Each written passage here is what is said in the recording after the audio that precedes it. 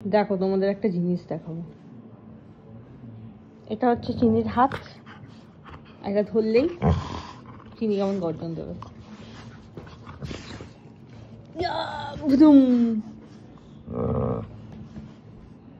এই যে ধরবো,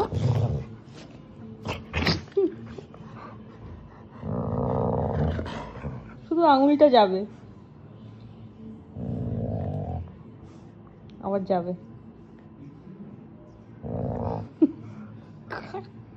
আবার শুধু যাবে। চোখটা দেখো, চোখটা কেমন বেঁকি বেঁকি দেখছে।